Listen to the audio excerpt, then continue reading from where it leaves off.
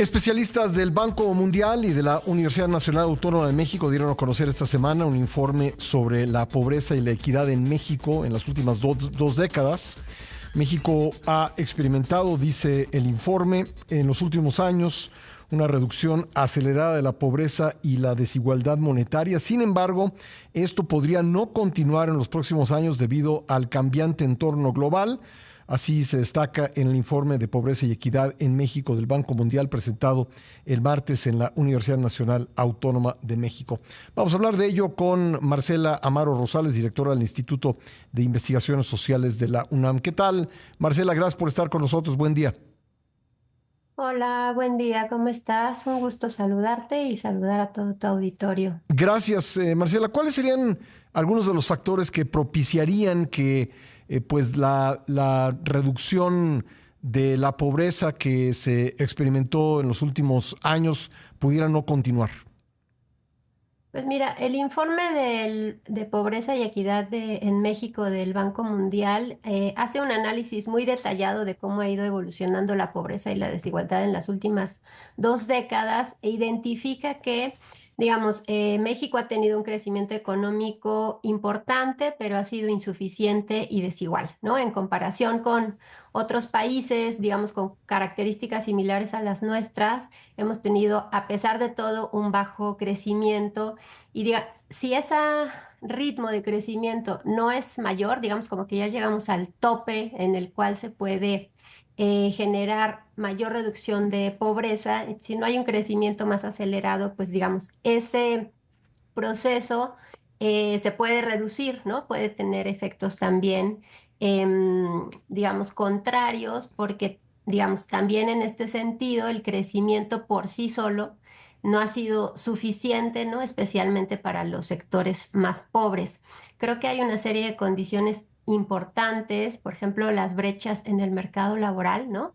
Todavía el empleo femenino pues, sigue teniendo una baja participación de las mujeres, lo cual pues limita también la reducción de la pobreza. Ujú. También existe pobreza alta en zonas rurales y en sectores agrícolas. Casi el 40% de los pobres extremos se encuentran en zonas rurales y agrícolas. Y otro problema muy importante es la informalidad laboral, ¿no? O sea, todavía México tiene una desigualdad persistente y aunque ha disminuido sigue siendo alta, ¿no? Y sigue marcada pues por diferencias en torno a la educación, al acceso a servicios de calidad y al empleo. ¿Podríamos decir entonces que necesariamente están ligados el crecimiento económico, es decir, la expansión del Producto Interno Bruto y la reducción de la pobreza? Sí, inevitablemente, ¿no? Digamos, Sí. creo que hay un punto muy relevante del informe. Hay una discusión que hemos tenido en México acerca de si solo se trata de redistribuir. Y creo que tuvimos una serie de políticas sociales y económicas que tuvieron un fuerte impulso hacia la redistribución monetaria. Ujú. Pensemos en todos los programas sociales, por ejemplo. Em, Sin embargo, esto no es suficiente, digamos, porque la bolsa para redistribuir ingresos monetarios, pues prácticamente no crece, y si esa bolsa no crece, Ujú. entonces no podemos tener un impacto positivo en la reducción, en la carencia de acceso a la educación, ¿no? En mayor, por ejemplo, acceso a la vivienda, en la expansión de esos programas sociales, que si bien, pues, el cambio que hubo en los programas sociales de ser de acceso universal a ser de acceso universal y ya no enfocado a poblaciones vulnerables, Ujú. pues digamos, ha hecho que haya una reducción de la pobreza, sí. Sin embargo, esta no ha sido enfocada en los más pobres, ¿no? Entonces, inevitablemente para poder disminuirla se tiene que crecer más y crecer a un ritmo un poco más acelerado. Esto pues no es un buen panorama, ¿no? Porque las proyecciones que tenemos con el entorno global pues nos indican que no vamos a tener esas tasas que se requieren de crecimiento para poder disminuir la pobreza de forma relevante. Pensemos en simplemente, si logramos reducir la desigualdad, por ejemplo, en 1% anual, ¿no? A través del medido por el índice de Gini, la pobreza se reduciría casi al 9.8% para 2030, ¿no? O sea, hagamos una proyección en ese sentido.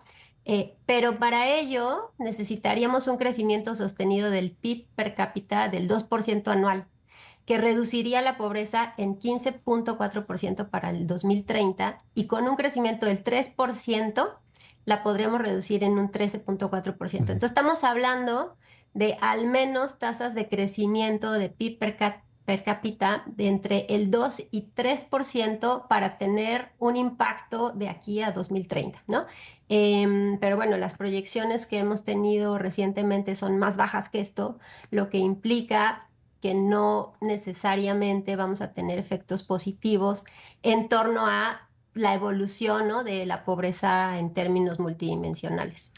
Sí, como usted dice, la bolsa de estos beneficios no crece porque los ingresos no han crecido lo suficiente, pero la población crece. Por ejemplo, la dinámica demográfica que traemos de envejecimiento, pues hace creo que son como 500,000 adultos mayores que se agregan a la población cada año, y a esos 500,000 pues hay que darles la pensión de adultos mayores. Ese sería un ejemplo, ¿no? Sí, y fíjate que algo muy importante de las cosas que se destacan en el informe tiene que ver con un impacto que hay en la brecha de seguridad social y salud en México. Creo que el informe del Banco Mundial destaca un par de cosas muy interesantes. Por ejemplo, en términos de pensiones, el hecho de que ahora tengamos pensiones universales ha sido un efecto positivo en la cobertura para los adultos mayores. Frente a ello, tenemos disminuciones del gasto público en el presupuesto en salud pública, ¿no? O sea, de hecho, el presupuesto en salud pública es insuficiente en comparación con estándares internacionales. Y también el gasto en educación. Entonces, tenemos problemas detectados en torno a la forma en la cual se han distribuido los programas sociales, porque muchos de ellos no están bien focalizados, ¿no? Entonces, debemos encontrar la manera de que la progresividad del gasto público se enfoque recursos en quienes más lo necesitan. Ya lo dijiste, tenemos esta transición demográfica que va a implicar programas sociales de distintos tipos, y yo pensaría fundamentalmente tendremos que estar pensando en lo que va a suceder en términos de seguridad social y salud.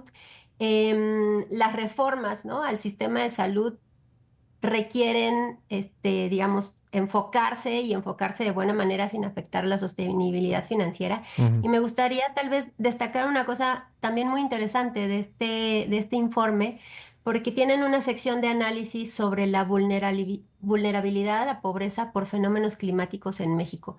Y fue muy interesante, ¿no?, Ujú. los resultados y los hallazgos que tienen, porque destacan que en México, em, al menos una tercera parte de la población se encuentra expuesta a eventos climáticos extremos que Ujú. pueden ser factores de riesgo para que esas poblaciones estén en pobreza. Entonces, no solamente quiere decir, digamos, que ya tenemos una población en pobreza y pobreza extrema, sino que también existe una vulnerabilidad Climática.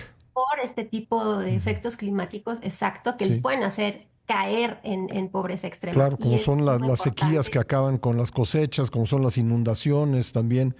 Y Exacto. hemos visto mucho de eso últimamente. Pues qué interesante, Marcela. Yo le agradezco mucho que nos haya permitido pues comentar en detalle los hallazgos de este informe del Banco Mundial. Creo que vale la pena revisarlo completo y, pues tener claridad sobre lo que ahí se presenta. Muchísimas gracias por estar con nosotros esta mañana.